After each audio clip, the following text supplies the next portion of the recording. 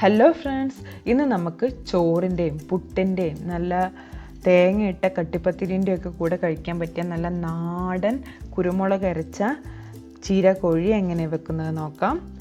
Video തുടങ്ങുന്നതിന് മുമ്പ് നമ്മുടെ ചാനൽ ആദ്യമായിട്ട് കാണുന്ന ആൾക്കാരാണെങ്കിൽ സബ്സ്ക്രൈബ് ചെയ്ത് സപ്പോർട്ട് ചെയ്യാനും മറക്കരുത്. അതിൻ്റെ അടുത്തുള്ള ബെല്ലൈക്കണും കൂടി ഒന്ന് പ്രസ് ചെയ്താൽ നമ്മൾ പുതിയ വീഡിയോസ് അപ്ലോഡ് ചെയ്യുമ്പോൾ നിങ്ങൾക്ക് അതിൻ്റെ നോട്ടിഫിക്കേഷനും കിട്ടും.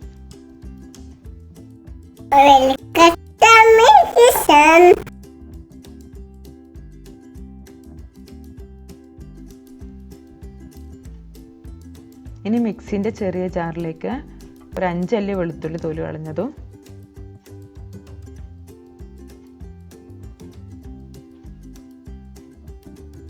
പിന്നെ ഒരു 10 ചെറിയുള്ളിയും ചേർത്ത് കൊടുക്കാം. ഞാനിപ്പോൾ വലിയ സൈസുള്ള ചെറിയുള്ളി ആയതുകൊണ്ട് ഒരു 8 എണ്ണമാണ് എടുത്തത്.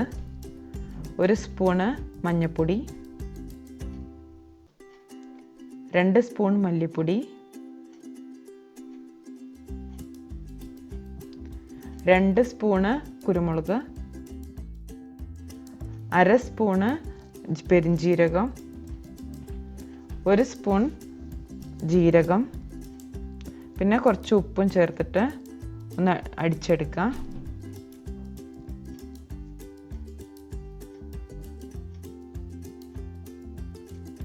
ഇപ്പോൾ നന്നായിട്ട് അരിഞ്ഞു വന്നിട്ടുണ്ട്.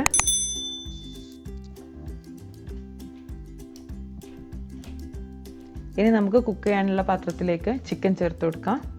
ഞാൻ 3/4 കിലോ ചിക്കനാണ് എടുത്തിട്ടുള്ളത്. ഇതിലേക്ക് നമ്മൾ അരച്ച് വെച്ച മസാല ചേർത്ത് കൊടുക്കണം.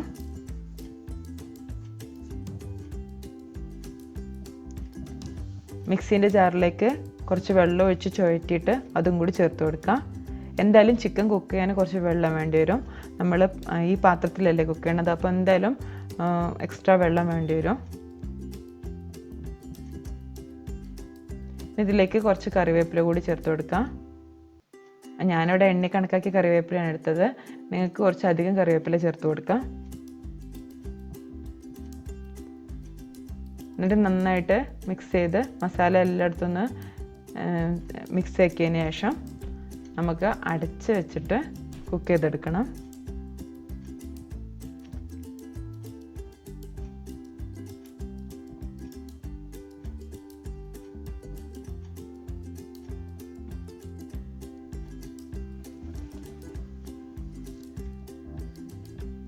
ഇപ്പോൾ മസാല നല്ല മിക്സ് ആയിട്ടുണ്ട്. ഇനി നമുക്ക് അടച്ച് വെച്ചിട്ട് ഹൈ ഫ്ലെയിമിൽ തിള വരുന്നത് വരെ വേവിക്കണം. തിളച്ച് തുടങ്ങിയാൽ നമുക്ക് തീ ഒന്ന് കുറച്ച് മീഡിയം ആക്കി വെച്ചിട്ട് കുക്ക് ചെയ്താൽ മതി. ഒരു 20 മിനിറ്റ് നേരം കുക്ക് ചെയ്താൽ തന്നെ ചിക്കൻ കുക്കായിക്കോളും നല്ല സോഫ്റ്റായിട്ട്.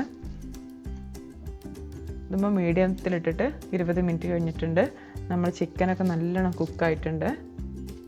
ഇനി വേണമെങ്കിൽ നമുക്ക് ടേസ്റ്റൊക്കെ നോക്കിയിട്ട് ഉപ്പോ എരിവോ ഒക്കെ ആവശ്യമുണ്ടെങ്കിൽ ചേർത്ത് കൊടുക്കാം.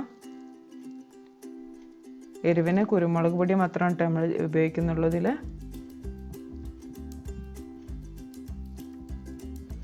ഇപ്പോൾ കുറച്ച് ഉപ്പിൻ്റെയും കുറച്ച് എരിവിൻ്റെയൊക്കെ കുറവുണ്ട്.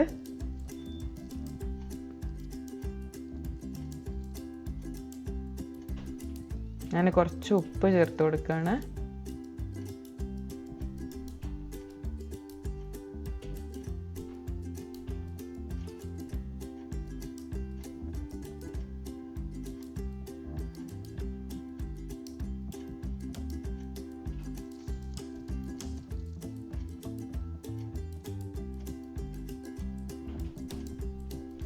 ഇനി 1 സ്പൂണ് കുരുമുളക് പൊടിയും കൂടി ചേർത്ത് കൊടുക്കുകയാണ്. കുരുമുളക് പൊടിൻ്റെ എരിവ് മാത്രമേ ഇതിനുള്ളൂ. അതുകൊണ്ട് നമ്മുടെ എരിവിനനുസരിച്ച് നമുക്ക് കുരുമുളക് പൊടി ചേർത്ത് കൊടുക്കാം.